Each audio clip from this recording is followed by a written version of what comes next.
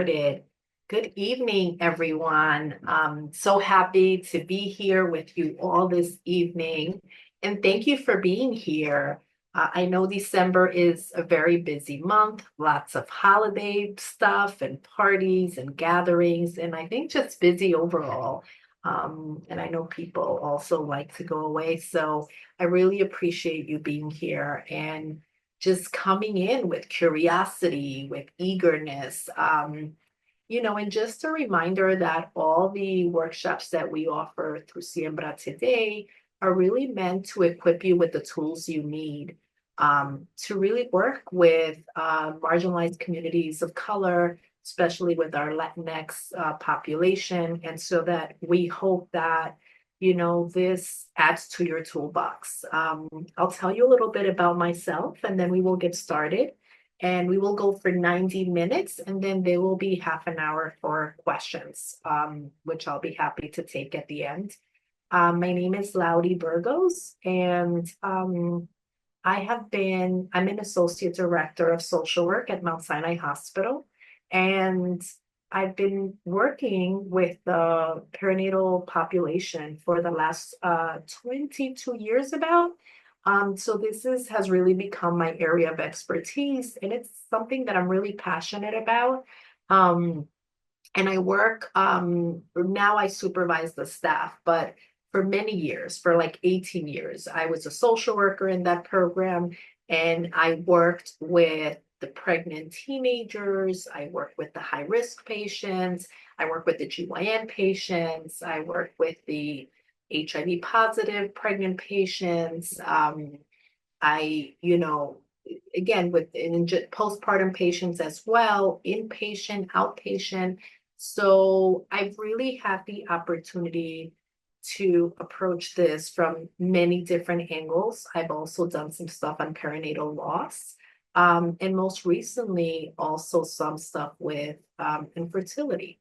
So really the broad spectrum, and I think that's why I love women's health, because there is so much within this area in this field to do.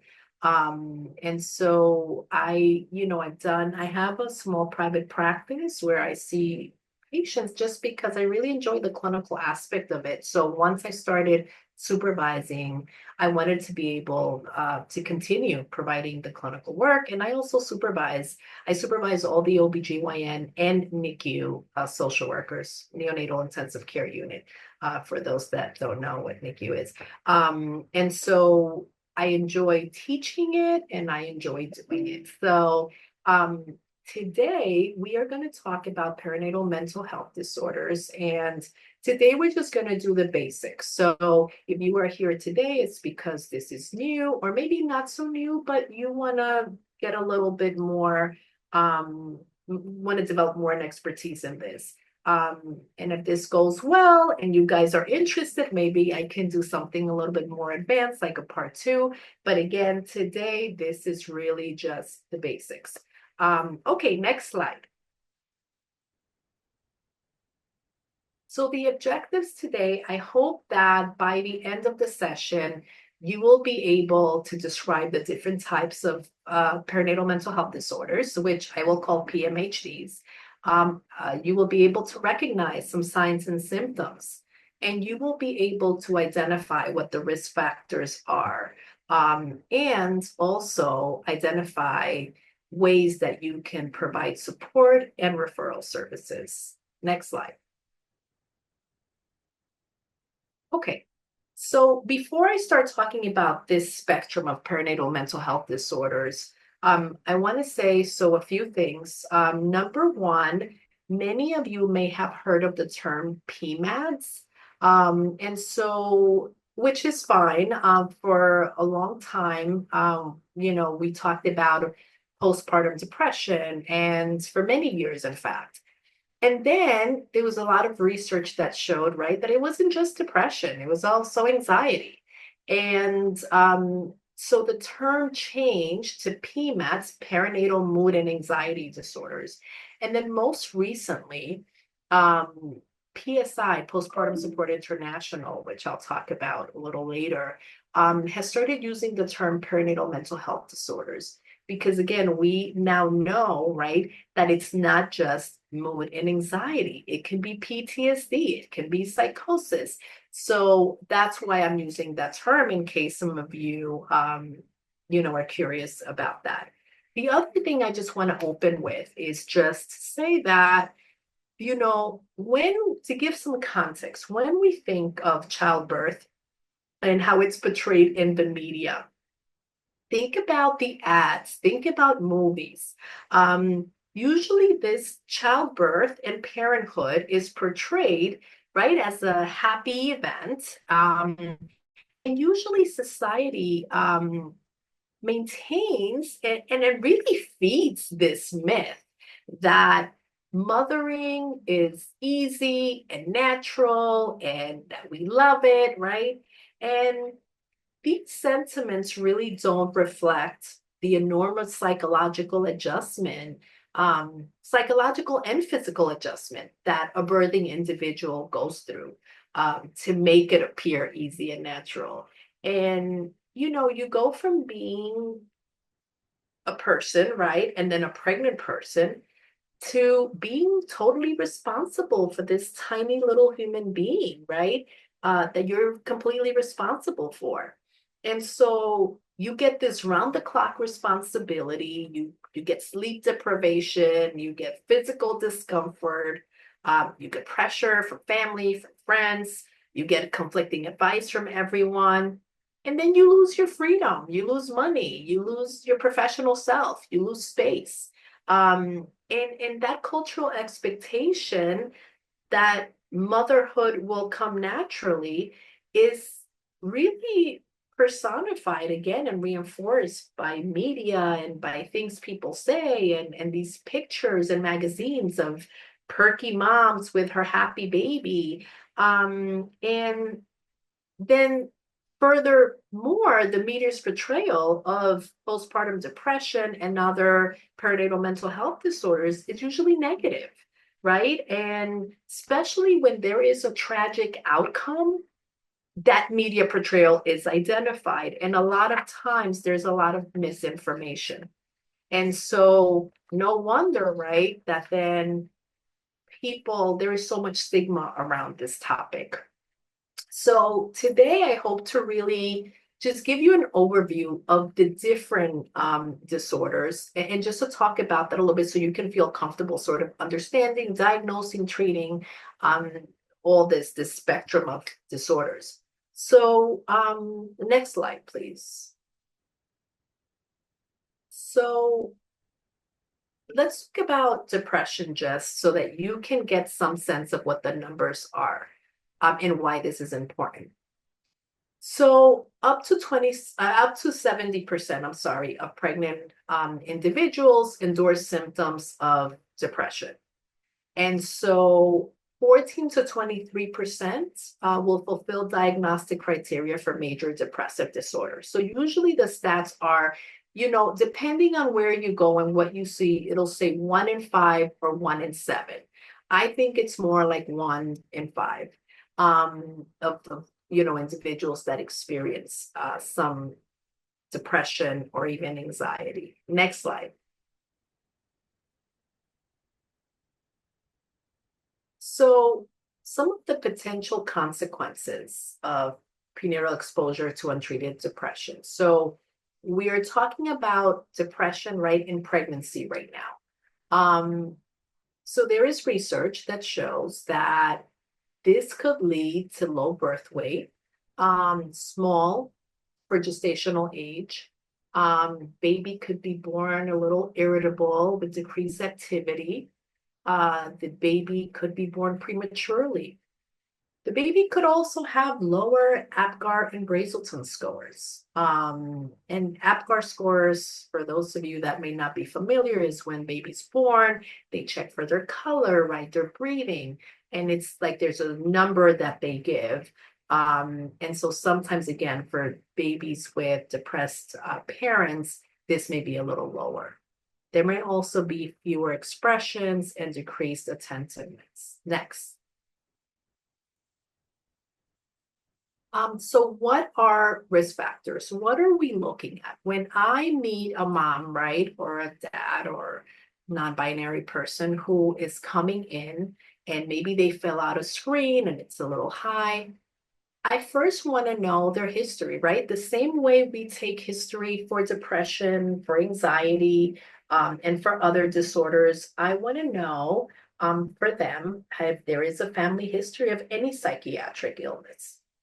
I also want to know, particularly for this population, if there is a history of a mood disorder or an anxiety disorder during a previous pregnancy. I also want to know what their support system looks like. When you are pregnant, you need support, right? For many different reasons, and you will need support postpartum. So I want to know sort of like what that looks like and if there's any problems in those relationships. I also want to know if there are any life stressors. As you can imagine, if you are pregnant or postpartum, having stressors such as poverty, a divorce, a death in the family can really complicate things, right? Why? Because this is supposed to be a happy time in your life, right? It's supposed to be a time where you are ready to provide this child with love, with provisions. And if you cannot do that emotionally or physically, that can be incredibly stressful and can lead to depression and anxiety. I also want to know if there's a history of any type of physical or sexual abuse. We know that when birthing individuals are pregnant, if there is a history of sexual abuse, that can come up during the pregnancy by way of flashbacks or thinking about it for some. So that's important. I also want to know if there's a history of drug or alcohol abuse. Next slide, please. History of an eating disorder. If you are pregnant, and you have a history of eating disorder, this can be triggered. And as you gain weight, that can become a problem. I want to know if it's right, a teen pregnancy. I want to know if this was unplanned. Unplanned doesn't mean that it's not wanted, right? But it means you didn't plan for it. So there may be things that need to be worked on. There may be things you need. I also want to know if there was a complicated delivery prior or with this baby, and whether the baby, when the baby was born, if there was a difficult temperament, because those things can be really hard, especially because they interrupt your sleep. Next slide. So why is it important to be aware of PMH-Cs? Well, it's the number one medical complication related to childbearing. And this is actually greater, like, or higher on the list than like diabetes and hypertension. So this is pretty significant. And again, 15 to 20% of childbearing individuals, experience this during pregnancy and in the postpartum period, which is like 1 in 5 or 1 in 7. Next slide. Okay. I'm sorry that the writing that seems to be on the slide, I don't know why the font was changed, but this slide basically it says illness is potentially deadly if severe and left untreated. Suicide is the number one cause of death during the first year postpartum.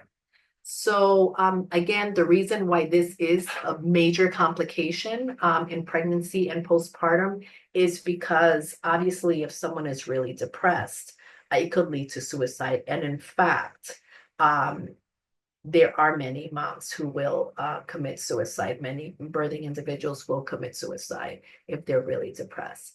But the good news is that it can be treated once it's identified. And guess what? People respond really well to treatment and they get well quickly. I mean, it takes a few months, but what I mean is you don't have to wait a year to feel better, right? Like you will start seeing someone with the proper treatment can start feeling back to themselves in a few months.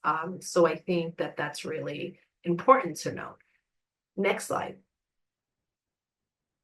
Okay, so once you have the baby, there are a couple of psychological and physiological changes that may increase the risk for developing a PMH-C. So when you basically become pregnant, your hormones go all the way up, right? And then you deliver and they take a nosedive. So they go all the way down. So whenever you have those strong fluctuations in hormones, right, that can lead to mood changes, right? So that's sort of like the biological component.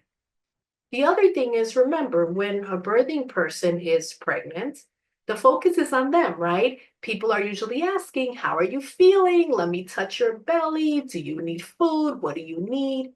Then the baby's born, right? And then the focus shifts to the baby. I remember when I was pregnant with my first child, there was all this attention, right? And then you have your children, and then it's sort of like, oh, Jonathan's mom, Brianna's mom, right? You don't even have a name.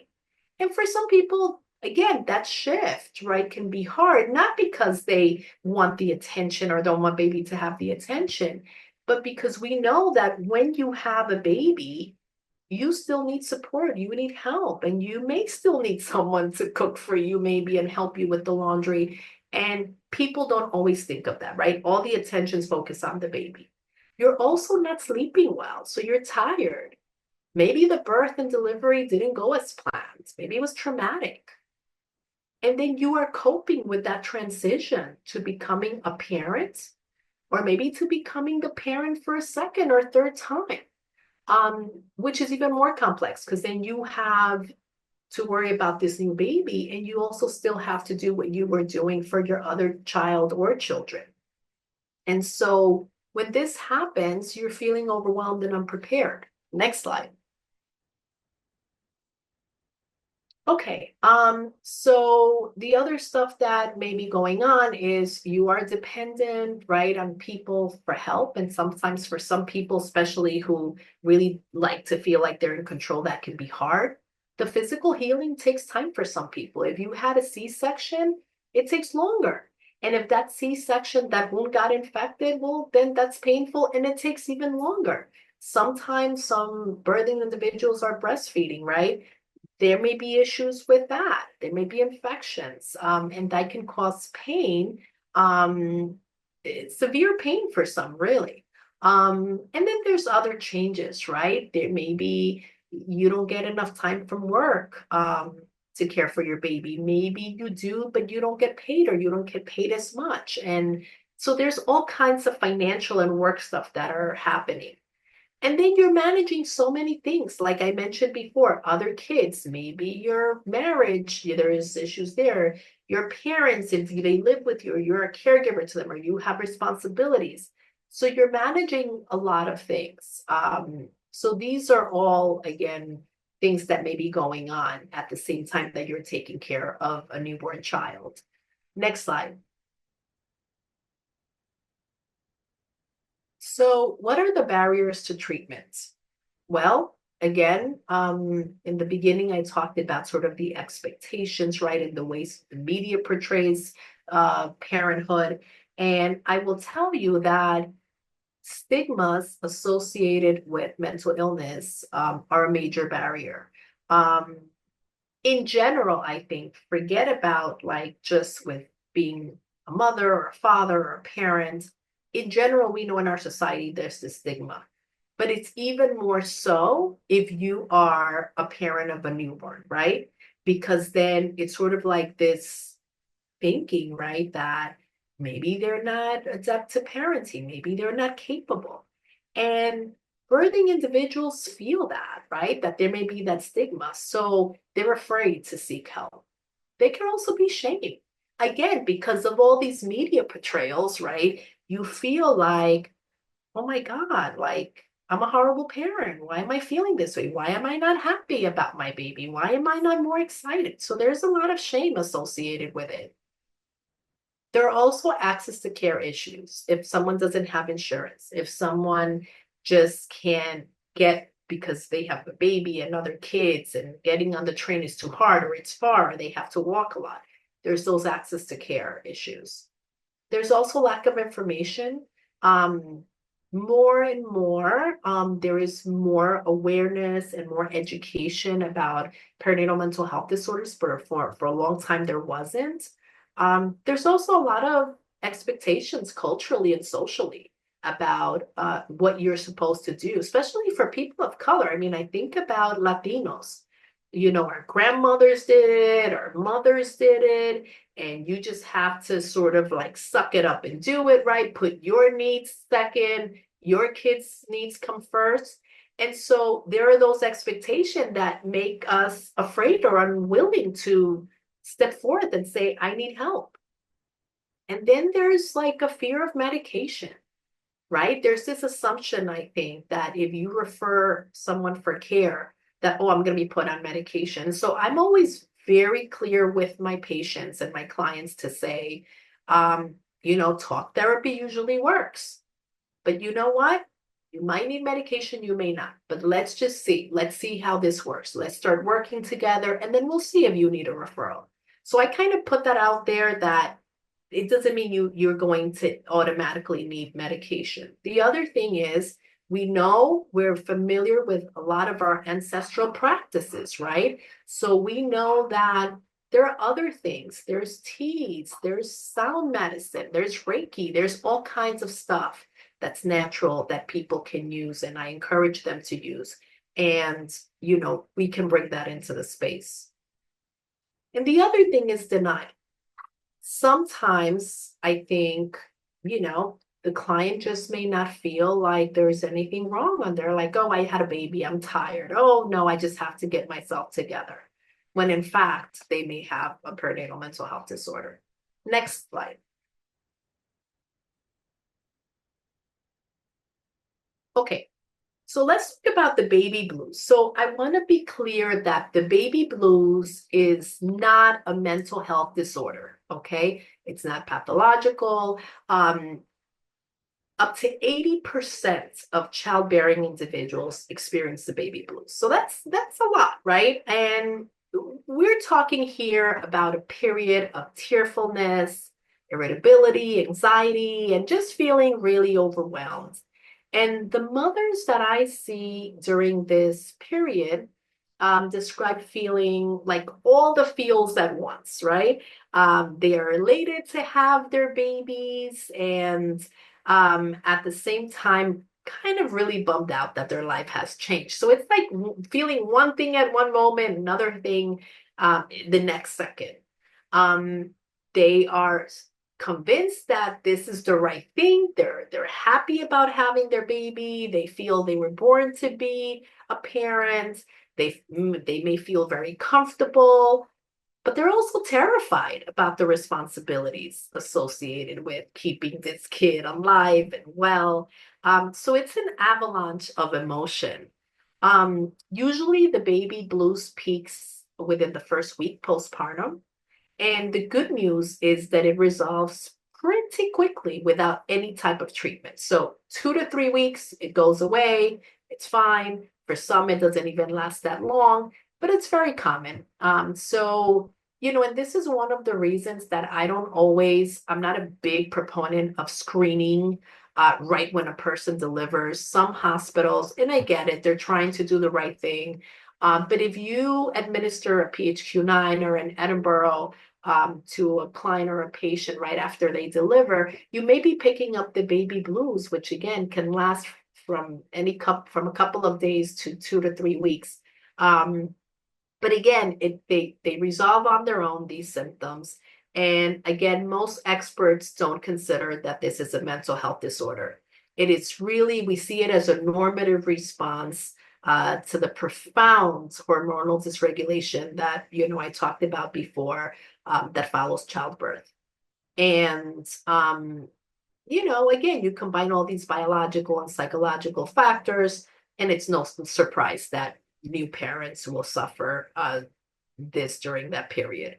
And then, of course, as the hormones regulate, you return to your baseline of functioning. So usually what I say is that if by 3 weeks, and certainly by like 4 weeks, there is no resolution of these symptoms, then we're going to want to look a little closer at these symptoms and a possibility that there may be a mental health disorder. Um, Next slide. Okay, postpartum depression, which, is very common and it's the one like people will really talk about a lot. Um, Onset is anywhere up to 1 year, actually. Um, so this slide I actually have to correct. At one point it was 6 months, but now we're saying a year. So, and just I sometimes use terms, so I just want to make sure everyone understands. When we talk about the perinatal period, we are talking about pregnancy and then all the time up to when the baby is a year. So, again, the depression can happen. It can show up anytime after that 3 or 4 weeks. If there are these symptoms of depression, then we say it's postpartum depression. And again, this can be identified anytime during up to the child's first year of birth. And it requires treatment. Yeah, I mean, certainly for some people it goes away. There is that small percentage where it may just go away. But I always tell my clients, you don't want to take that chance, especially when treatment is available and it works so well. And I also tell them, right, what the consequences are of not treating it. It can become deadly because you can become suicidal and it may really disable you from functioning. And what we see with a individual with postpartum depression is that they can be tearful, they may feel hopeless, they may feel guilty. A lot of birthing individuals in during this period who are experiencing postpartum depression feel like they're the worst parent in the world. And like they're never going to get the hang of this. And we may see passive or active suicidality, but the most, again, what we see the most is parents really feeling like they were just not cut out for this job. And they may love their baby. They're not, it's not like they don't love their baby. Um, but they just don't feel like they're doing a good job. And in most cases with postpartum depression, the parent is feeling this way, but they're still taking care of the baby. They are still, feeding the baby. They may still be showing affection to the baby, but they just feel this way internally. However, there are some parents with postpartum depression who may feel like they're disconnected from the baby. So it could present that way as well. And they may feel detached and they may give the baby to someone else and they may not feel connected. So that it could present that way as well. Next slide. So some of the other things I talked about, sadness, there can be appetite, either not eating enough or eating too much, sleeping, again, not sleeping or sleeping a lot, not being able to concentrate, anger. It's important, especially with postpartum depression, to know that sometimes there's beyond anger, even rage. And so that's very common. And some therapists like get a little scared about that, but that's very typical actually with postpartum depression. And a lot of times when I've talked to clients about that rage, I mean, sometimes they don't even know where it's coming from. But then when you talk to them a little bit more, they talk about, I'm here and I'm taking care of the baby and I can't even go to the bathroom, right? And my partner gets to go out to work and into the world. And then he comes home, right? Or he or she comes home, they don't help me. And I'm the one getting up. So there's many reasons for that. And sometimes there are other issues, right? In terms of planning and unplanned pregnancies. And then there's hopelessness, helplessness. And again, what I talked about before, there may be impaired attachment. Next slide.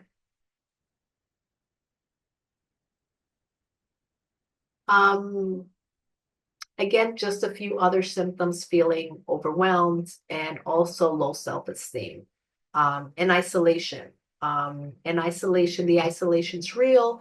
And especially because then when you have a baby, right, and it is harder to leave, then it becomes kind of easy to say, oh, well, I have a baby. I can't really go out. I can't really. And so then that sort of lack of socialization becomes more normalized and leads to more depressive symptoms. Next slide. So anxiety. So let's talk anxiety a little bit. So what this looks like for in the perinatal period is these are individuals who worry constantly throughout the day, as though each worry was like a brand new crisis, right? And so I'll give you an example. This is like the pregnant individual that worries about whether the cheese they ate was really pasteurized. Does my cat have toxoplasmosis? Um, should I repeat that test? Did I do it at the right time? Maybe I should repeat it again because something's going to come up, that kind of thing. And then they unravel, if they bought a stroller, will it be safe? What will happen when I deliver? Will everything go well? Will I have an emergency? So it's all these worries constantly. And as you can imagine, if you're worrying all the time, it becomes really exhausting. So the parent goes from worry to worry to worry all day long. And usually, what that does to you, right, is you end up being not only fatigued, but you're also on edge all the time. So there's all these symptoms. And again, appetite changes, hypervigilance, racing thoughts, poor concentration, and also agitation and irritability. Next slide.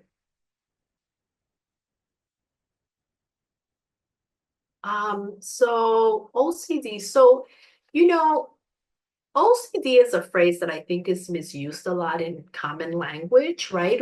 We talk about people being a bit neurotic as OCD, but OCD is actually a really terrifying condition.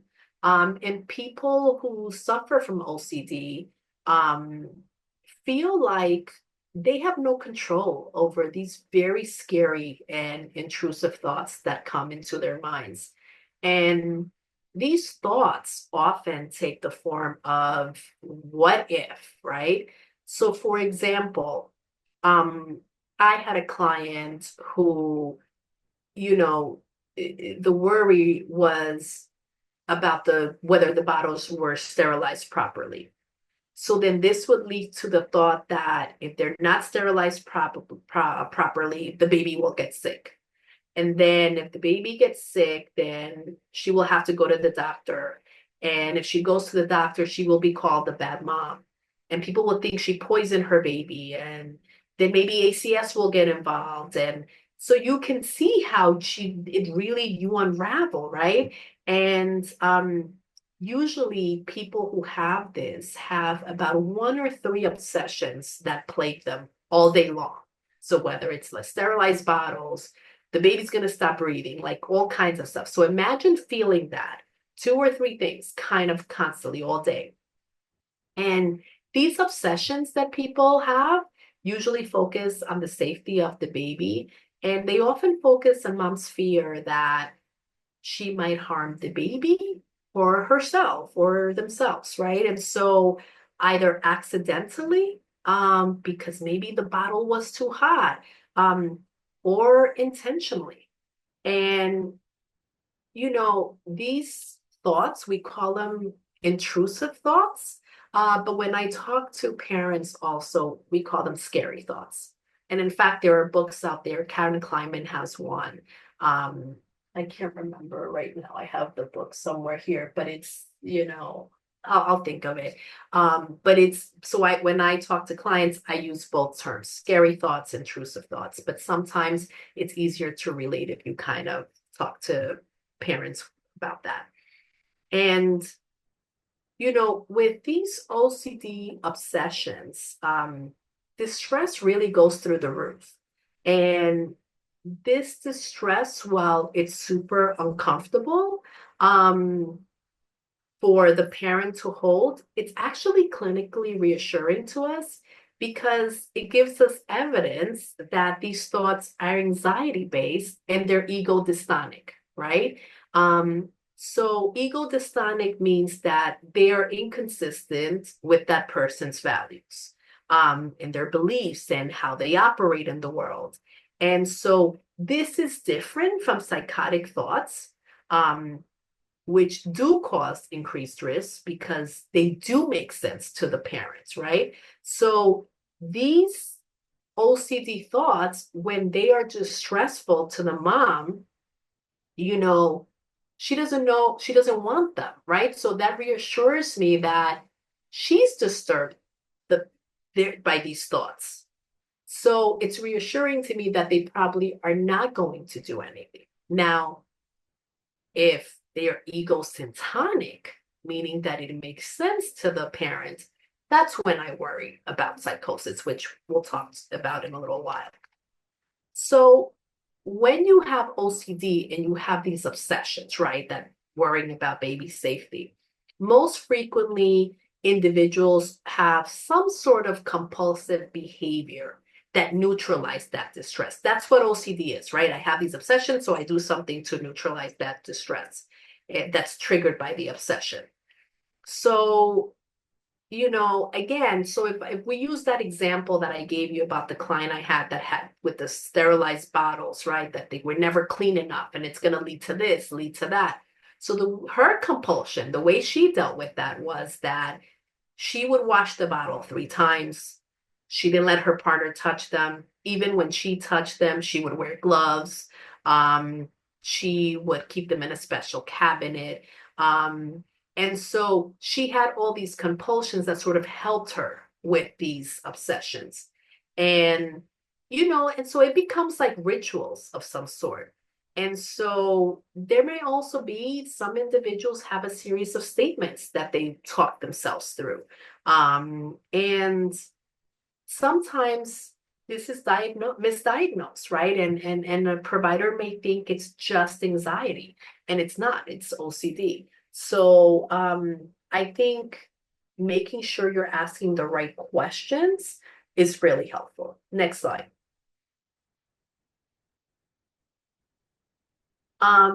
So again, intrusive and repetitive thoughts, usually of harming baby.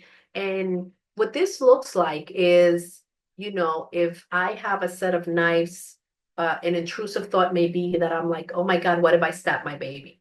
Or what if baby jumps out of my arms and falls on the knife? Like, it's all kinds of like really scary and disturbing thoughts.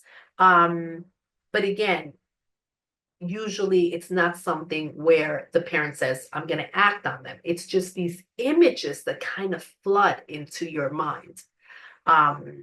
And, again, most of the time, it doesn't mean that there is danger to baby or self. Next slide. Okay, PTSD.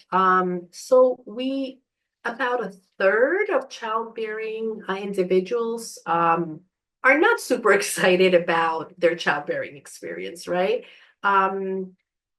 No one really goes into childbirth and labor thinking, oh, this is so much fun. But, around 6 to 10% experience PTSD because they have some really, really traumatic events. And, I'm always careful when I talk about this with clients because, and I tell providers all the time to just be careful, sort of like what you feel is trauma and what isn't, because, right, it's individual to the person. Sometimes I've had providers that say, well, she just had a C-section, right? Like, that's not PTSD. So it's true. A lot of people have C-sections and, and sometimes they recover quickly and all that. But if you are someone who hoped to have a vaginal delivery, right? And maybe the whole time you were pregnant, the doctor told you you're going to have a vaginal delivery. And all of a sudden, you have to have a C-section. That can be traumatic for someone. I mean, and again, I have clients that they just accept it and they're like, okay, and then they're fine and they recover. But some people don't take it so well. And for them, it's a big deal to have major surgery, abdominal surgery, right? So it's really not up to us to say what is trauma and what isn't. It really is individual. And if it was traumatic to the person, then it's traumatic for them. And there are other types of things that happen that can go wrong during labor. So there is a C-section. There could be, I remember when my third baby was born. The baby was born, and I saw my husband's face looking alarmed. And then I looked at my baby. My baby was like gray with the cord wrapped around her neck, and the doctor very quickly had to undo it. Um, Thankfully, it happened very quickly. I was fine. I wasn't traumatized by it, but it was scary in the moment. And I just coped very highly. So I was fine. But I've had friends, and I've had clients who that has happened to, and it traumatized them. They were super scared and they just couldn't stop thinking about it. So again, different experiences for different people. And then there are like really horrible experiences that happen, like when, an individual starts bleeding internally, or something went really wrong with the baby. And those things, so after you give birth, right, you're not able to get away from those thoughts and fears about that experience, and they are driven to try to avoid those thoughts, right? Um, and it's really hard also to take care of the baby, because if you're reminded about your near-death experience, right, or just a traumatic experience by being around your baby, and you're driven not to be reminded, you can imagine the potential for attachment issues, right, or even neglect and withdrawal. Um, we also see other stuff with PTSD, avoiding future pregnancies because you don't want to go through that again. Sometimes there's sexual dysfunction. After these experiences, like the individual may just not want to have anything to do with anything that happens in that area, right? Because it's so traumatizing. And there can also be hypervigilance. A lot of the stuff we see in anxiety, we can see here: irritability, an exaggerated startle response, sleep disturbances.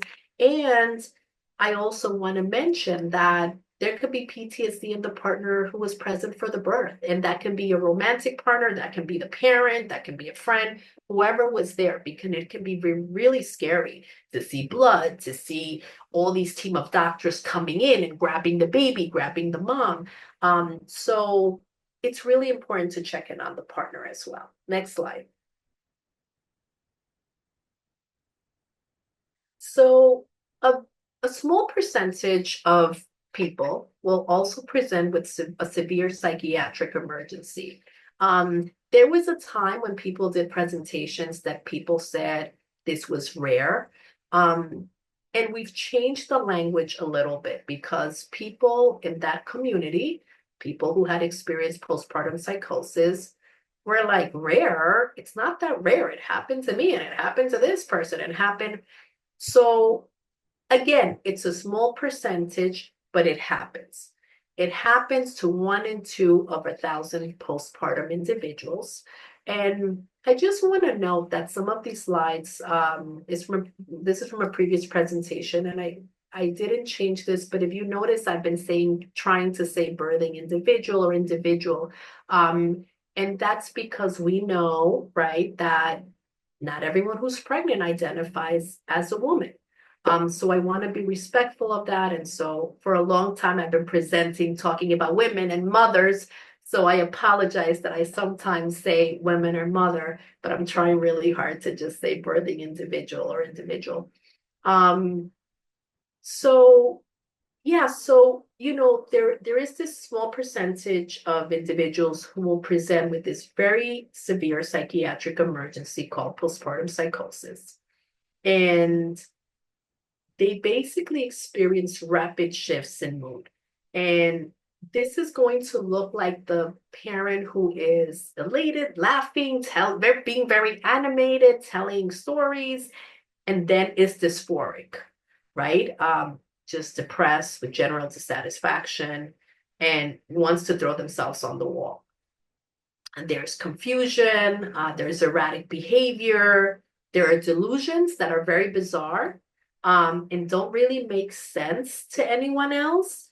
There may be auditory and visual hallucinations, command hallucinations that tell the parent to act against themselves or the baby, hearing voices that are broadcasting suspicions about harm. There's also sometimes visual hallucinations where the parent may see the baby as a demon, or that baby is an angel from heaven. This is like a really marked break from reality. And this is a really serious emergency, and the parent needs to see by a psychiatrist immediately. So the good news is that it's fully treatable. But again, this is it. The thing with postpartum psychosis that can be a little scary is that not everyone presents with the severity of symptoms right away. Some do, but I've had clients that were talking to me the way I'm talking to you guys, and things really making sense. And then all of a sudden said something that was really off. And then you're like, okay. So it's really important to listen, ask questions, and just, ask about the scary thoughts. So even when a client doesn't come in and say to me, I have anxiety or I have intrusive thoughts, I always ask about it. So the way I ask, and again, to normalize it, because a lot of parents are feeling it, but they're not saying it because they're afraid that someone's going to call ACS, that someone's going to think they're a bad parent. So I always say, I know that it is common for new parents to sometimes have these like bizarre thoughts, and those thoughts can be a little scary. But they're common, and I'm just wondering, have you ever had any of those thoughts? And then, they'll say, oh, yes. The other day, I thought I was gonna like harm my baby by doing this and that. Okay, let's talk about it. Tell me about it. Right. And then you create that, you engage and you create that safe space where they can share. And then I'll ask, well, how do you feel about those thoughts? And most of the time they'll say, oh my God, I'm horrified. Oh my God, I can't believe I thought that. And I would never do that, Ms. Burgos. That's clinically reassuring, right? Because it doesn't make sense. They're ego dystonic. But if someone were to say, well, yeah, I can see, myself doing that, or I may do that. I've considered it. I've thought about doing this, then that's different, obviously. But again, sometimes it can be something very subtle. Like I was talking to someone one day and made sense. Everything was fine. And then all of a sudden, she said something about putting the baby in the car seat. And I don't know how it came up now, but it was something that I asked, oh, and you put the car seat and you put the seatbelt on. And she said, no, I don't put the seatbelt on. Very matter of factly. And I said, oh, how come? No, because when it's time, and I had this vision from God. So the conversation went from completely typical and normal to like completely bizarre. And I was like, okay, something's wrong here. But again, the good news is that this doesn't happen all the time. But if for any reason you suspect anything, just get this person to an emergency room. Next slide. So just one thing to remember is someone with a history of bipolar disorder is at risk. So not everyone that has bipolar disorder is at risk, but it's something that if you see the symptom or something, it would be important for you to explore. That would be something I would explore. The other thing is, if someone has had psychosis already in another pregnancy, it doesn't mean they're going to get it again in this pregnancy, but it's a risk factor. So I would want I would want to have like a psychiatrist available to just see them if they can. In the hospital, you can request that because I think that's important. The other thing about psychosis is any of us, if you and I spent 16 or 17 hours awake without any sleep, we would probably become psychotic too. It's not just people who've had babies. Anyone, if you go days without sleeping properly, that can cause your body, right, to become really delusional and psychotic. So a lot of times I ask parents, how much sleep are you getting? I mean, look, we know they're not really sleeping, but I ask, how much are you sleeping? How many hours? And if they're not sleeping, can someone help you, right? Can we get someone to at least stay with you and you sleep 2 hours? Can you know, sleep at this time? And try to really figure out, is there someone we can call? And so you will normally see that some of these early signs are that they're not sleeping enough, and some of it because they can't sleep because there's this excessive energy. So that's something to look for. Okay, next slide. All right. So again, what I talked about this before, that with these intrusive thoughts, with these individuals, the thoughts are rational and they're compelled to act on them. So if we see that, we just refer to psychiatry. Next slide.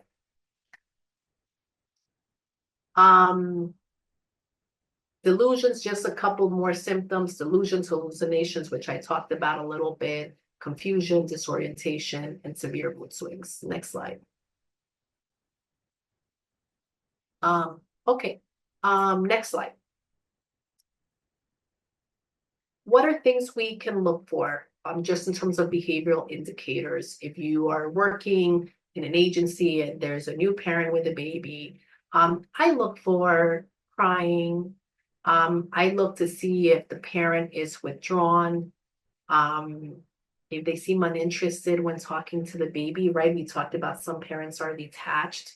I always observe and look for when they refer to the baby or they talk to the baby, even if they don't have the baby with me, but when I ask and they say it is crying all the time, it, not she or he or the name or whatever. So that sometimes makes me a little suspicious that something's going on. If there's anxiety, if mom has no help, no visitors, if in the hospital, the parent is asking to keep the baby in the nursery. Now, a lot of hospitals have the rooming in policy, and the baby will only go to the nursery when they meet tests. And so if I have, a parent that is saying, no, no, no, keep the baby in there. Again, it's something that my workers always explore. If the parent is fearful of taking the baby home, again, we want to know more. We want to know why. Next slide. So what do we do? So you have to be able to spend the time needed to talk to birthing individuals, right? The only way you're going to know and figure all of this out is if you really take the time to know what they're thinking, what they're feeling. A quick drive-by is not going to do. Again, because you want to know history, you want to know symptoms, and you want to engage, because we already know this is so hard to discuss and talk about. We also want to provide education and support. I think oftentimes, again, parents don't seek help because they just feel like people are going to judge them, or they feel guilty or shamed. So we really have to provide that education and that support. Psychiatry referral if needed. And you have to really ask about any past psychiatric treatment so we can understand and complete our assessment. Next.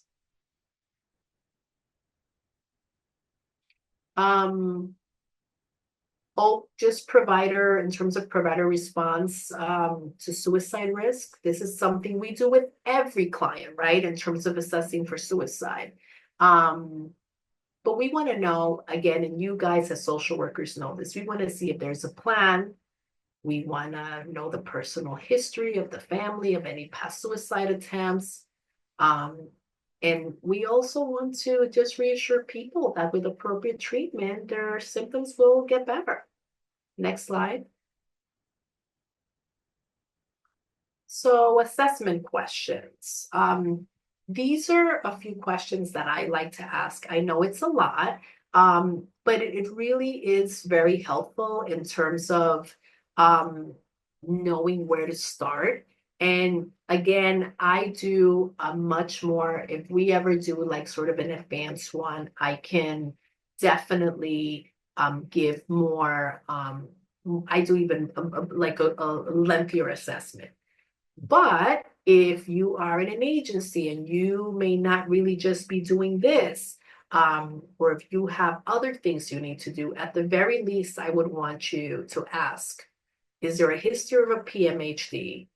Has there ever been a history of depression and anxiety during pregnancy? Because one thing that we know, so, and first of all, I don't know if I said this before, but depression is just as anxiety is just as prevalent as depression.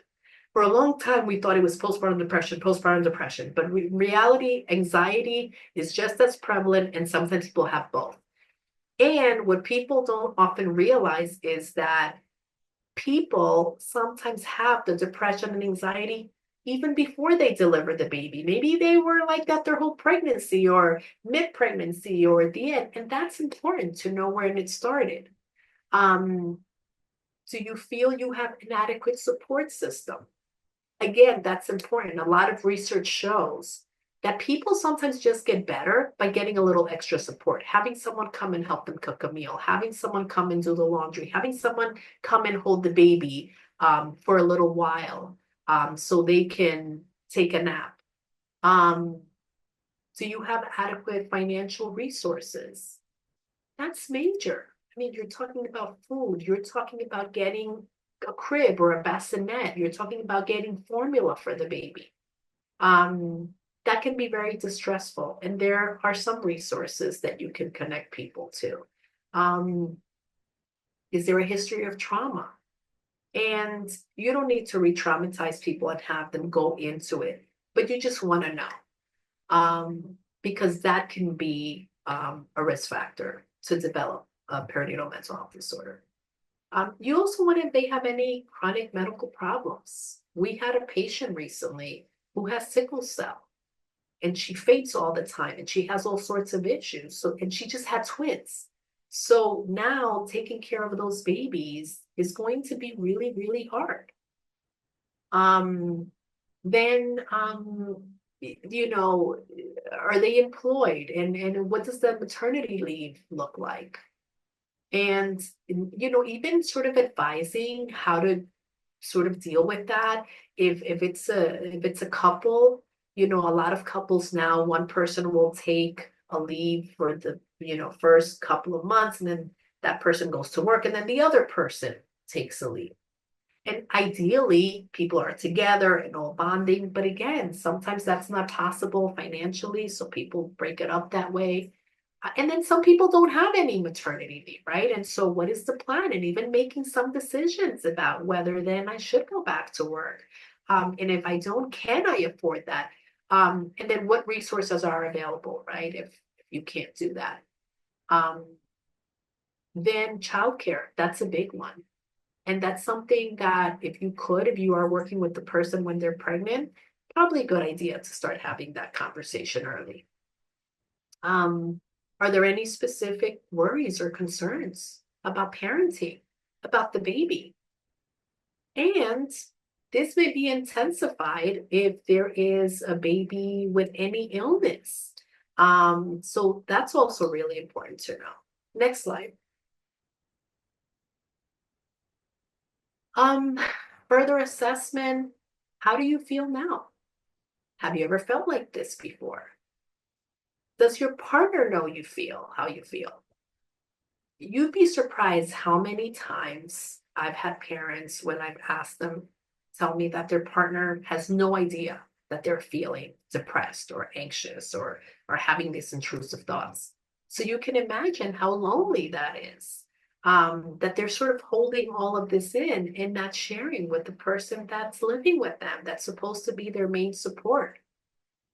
And you also want to know stuff about the partner, right? Like, were there issues before the baby? If there were issues before the baby, guess what? They're only probably going to get worse. And you want to ask them, do they view their partner as a source of support?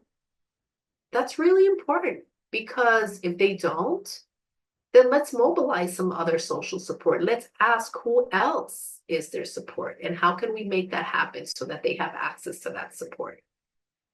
I always ask for their baby's name. And it's a way that I sort of bond with them. How's, Jonathan? Did Jonathan sleep last night? How, and I always make a little note for myself, and that's like a nice way to bond. And it also, I ask because I like to see their reaction, right? If someone says Brianna versus someone says, oh, her name is Gabby, right? Um, Again, the question about scary thoughts. Are you having thoughts that are scary? Are you having any thoughts of harming yourself? Next slide. So it's really important to provide support and reinforce that this support is available in many forms. Um, and there's Postpartum Support International is an organization I am involved with. It's an international organization that provides education. They have a phenomenal conference every year. And then they have tons of like trainings and certificate trainings, and their slogan is, you are not alone, you are not to blame, and with treatment, you will feel better. And it's really important to reassure our patients, our clients, that this is true and encourage them and connect them somewhere, right? Because it's no good to identify that there is a problem and then we don't do anything with it. We really have to try to connect these clients to support. Next slide.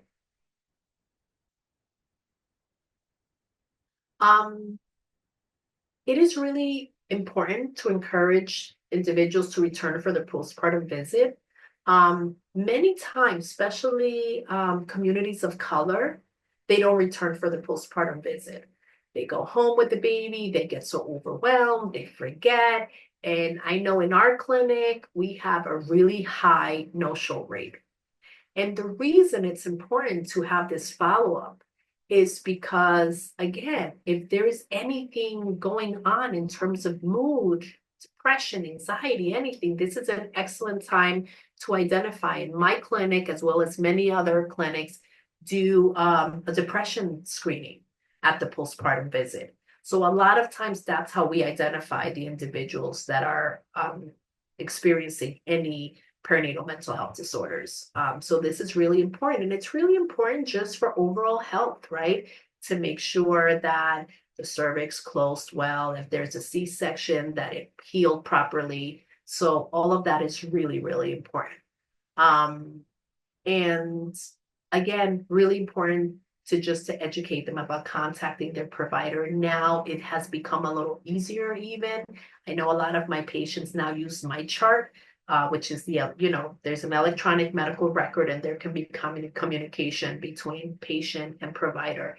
And in fact, a lot of our patients use that, and I get many messages every day from the doctor saying, Laudy, can you assign to one of your workers? We got this concerning message from one of the patients. So that has made me happy that they've used it. So really encouraging. And if you don't work in a hospital, if you work in an agency, in another setting, again, asking your clients, did you go to your postpartum follow-up? What did the doctor say? Is there anything that's concerning to you? Can you reschedule your visit? Very important. Next slide. So screening. Screening is really important because, in order to address the problem, we need to be able to have some sort of sense, some sort of measure, right, of where clients are at. And so I always feel like all postpartum visits should include screening. I also feel that all pediatrician visits should include screening. For a long time, it was looked at as very separate, right? The parent and the child. And if you come to a pediatric visit, this is about the baby. But now that we know, right, that there is this much in terms of perinatal mental health disorders, how can you separate the parent and the baby, right? It's a dyad. And if the parent has a mood or anxiety disorder, right, it's going to affect the baby.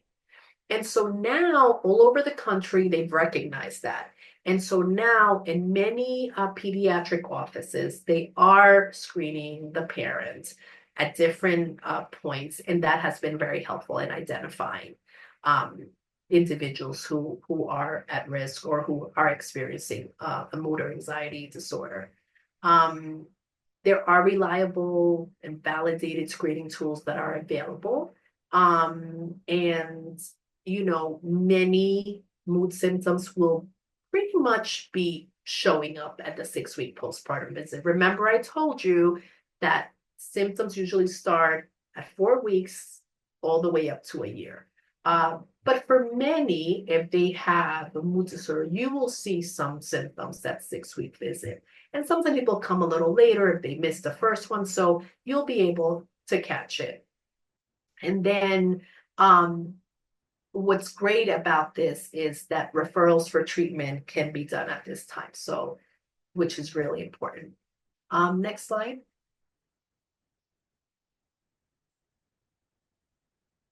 So what are the tools? So you guys may be familiar with some of these. Like I know some of you probably use the PHQ-2 and 9, which is the Patient Health Questionnaire, and the GAD, the Generalized Anxiety Disorder. The GAD-7, is a measure for anxiety. Some people use the Beck Depression Inventory. And then there's a pregnancy depression scale and the postpartum depression screen scale. Those are not as popular, I think, and there is no scale presently that we can really use that sort of checks for the spectrum of disorders that I've talked about today. There's not one. The closest one is the Edinburgh. The Edinburgh postnatal depression scale is great. What I like about it is it's validated. Has been translated into many, many languages. It's free, which is so important. And it's simple. And it's 10 questions. And if basically you score a 12 or more, then, you do a whole assessment. And again, screening tools are meant to guide you, right? And to tell you that there is something significant that you need to look at more closely. Just because someone scores a 12 or a 13 or a 15 doesn't mean, okay, they have postpartum depression, they have postpartum anxiety. No, a screening tool, all of these, the PHQ-9, it's just, there's a probability that this may be going on. But we all know, especially in the Latinx community, right, that sometimes people maybe someone with a low literacy rate didn't understand all the questions, right? Maybe they misunderstood the question. So again, this is why this is meant to be coupled with an assessment from a mental health provider who can ask more clarifying questions, who can be more specific, and you can really get through the root of it. Because again, the Edinburgh just tells you there is something going on, right? So it has a combination of questions about symptoms of depression and anxiety. So again, it's not going to tell you, oh, this person has anxiety or it has depression or they have both. So that's what your assessment is. But it'll give you an idea based on the questions and which ones they scored higher on, right? And so if you see a lot of the anxiety questions are higher, right? Then you start thinking, okay, maybe there's some anxiety here. And then you can ask some clarifying questions. Next slide.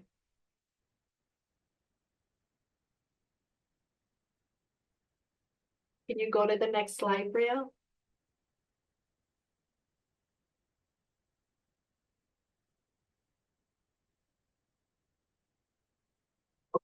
I will keep going. Hopefully she'll go to the next. Oh, there it goes. Okay.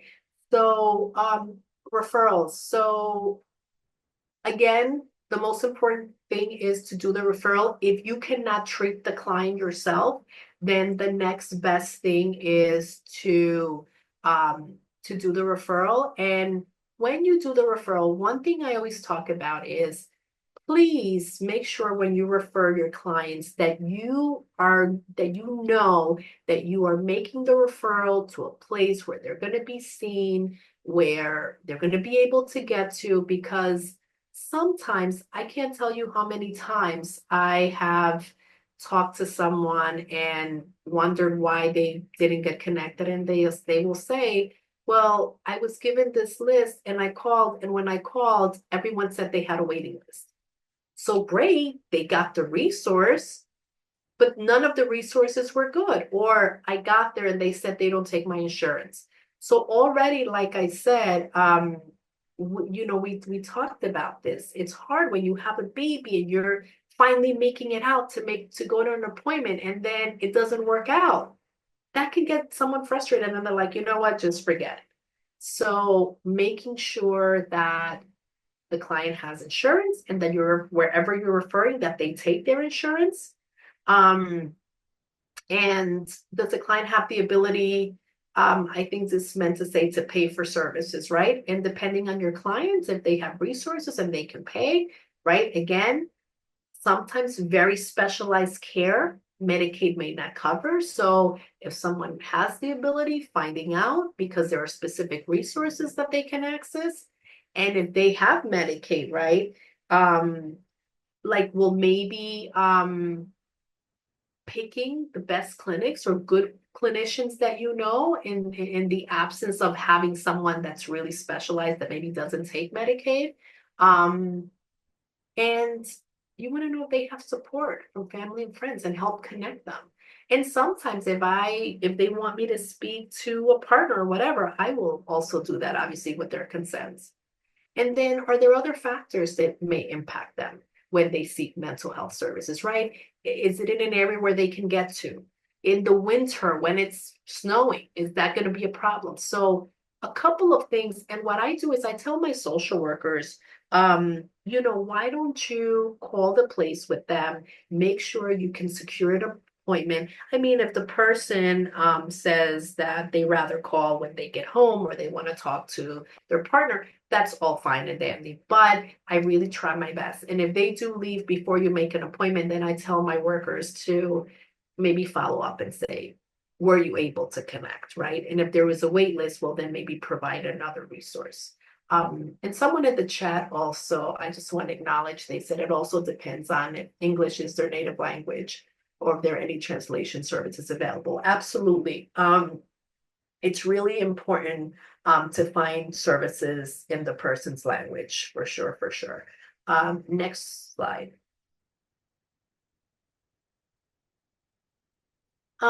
Some educational resources, again, Postpartum Support International is great. I obviously am involved with this organization, so maybe I'm a little biased, but no, really, if you look in on the website, what I love about it is that they offer tons of groups for free. They're all virtual, they're all online, but there's like groups for people who've had babies, for people who've had pregnancy loss, for military parents, for parents, for teen parents. I mean, there's like a group for everything. If you look, there's like quite a few. There's maybe about 15 to 20 groups that we have so far. There's one or two in Spanish. There's one for Black parents. So lots and lots of groups. There's also the warm line that they can call and they can get connected to a coordinator in their state or in their area who can give some resources.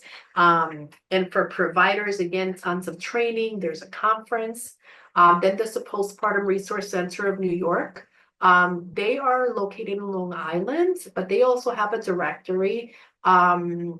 PSI also has a directory, although I will say that directory is mostly providers who don't accept insurance or accept private insurance. But you can check it. I mean, I haven't checked it recently. There may be some that accept Medicaid. The Postpartum Resource Center of New York also has support groups and has some resources. The Postpartum Stress Center is in Pennsylvania. And this is if people want to get training. Karen Kleiman is a social worker, and she's written a lot of books for parents and for clinicians about perinatal mental health disorders.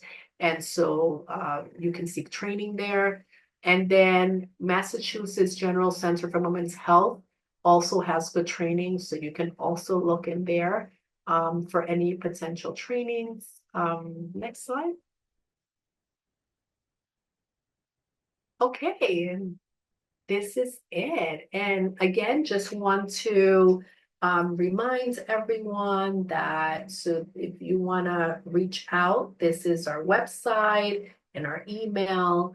And if you have any thoughts, any feedback, just look at the website and see about the wonderful work that we're doing. We partner with Hispanic Federation to offer these workshops, and an ASW, and we'd love for you to visit our website, follow us on Instagram, and look at all the wonderful stuff that we are doing. And Rael, I think I will open it up for questions now if people have any. So we have a question from Jose. Have any Latinx or African American parents become resistant to the supportive services? Yes, absolutely. Plenty of times in the clinic, we have parents that start crying, that, get upset or make a statement. And then when they send them to social work, they may be resistant to talking to us. And, and we understand, right? Some of it is because they're afraid that, we are going to think they're bad parents and we're going to call ACS. And, when we do talk to them and when we do assess, my social workers kind of put it out there from the beginning. Listen, everything you tell me is confidential, right? Unless you're telling me you're going to harm yourself or harm someone else. But, it is very common for parents to feel this way. And that language is important. I never say it's normal for people to feel this way, right? Because no disorder, depression's not normal, anxiety's not normal. So I always say it is common for new parents to feel this way. And with treatment, you can get better. So let's talk. And if they say, well, I don't want any therapy, you know how Latinos are. No, some Latinos are like, I don't need therapy. Fine. So let's just chat today. I don't have to refer you to therapy. And sometimes when you are talking about it, then all of a sudden, right, I may say, well, would you come and talk to me or can I call you? Can we do check-ins? So be creative. Again, that with our communities, we have to be creative. Can anyone specialize in perinatal mental health, even if they have not been pregnant themselves? Absolutely.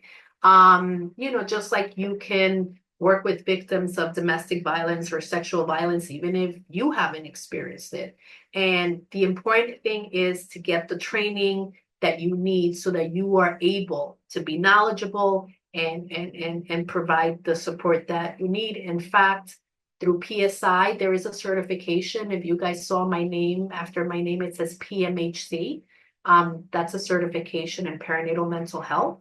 And you basically need to have certain training in order to do it. And you can take several classes and learn, but absolutely you can specialize. And it's very popular now, to be honest. A lot of people are getting the specialization because there's so much of this going on. Any other questions? You're welcome, everyone. I'm so glad you found the presentation helpful. Another question here, does your team work with an integrated behavioral health team within your organization? Yes, and it is very beneficial. I am very lucky. So I have to tell you guys, I'm really, really lucky because I work in an institution where we have some resources. I know that there are some hospitals and clinics where there are very limited resources. I am lucky. I have 4 outpatient social workers. So I have 4 social workers in the clinic. I have 2 inpatient social workers. I have 2 workers who focus on loss. So anyone who's had a pregnancy loss, and stillbirths. And then I have a social worker who does parenting groups. So I have a lot within my own team, but we do have an integrated model in the clinic. So we have a psychiatrist 1 day a week. So for patients who we think need medication, or patients that we think we want to just sort of get a fuller assessment, or if we are a little stumped in our assessment, that psychiatrist can do an assessment to just confirm our diagnosis or maybe give another diagnosis, and they can provide medication if needed. After a certain time frame, does PPD turn into MDD? Absolutely. If it's not treated and the baby is like 2 years old, then it's MDD. Yes. Anxiety, same thing with anxiety. Anyone else? Thank you for all these questions. Amazing. Well, thank you everyone for attending tonight. Thank you, Laudy. This was so informative. And yeah, so I've placed some links here in the chat. One of them being at the top of the links, you can see that there's an evaluation for today. This is a requirement to fill out to receive your certification. So if you would like to receive your certification, please make sure that you save this link and fill out this evaluation form.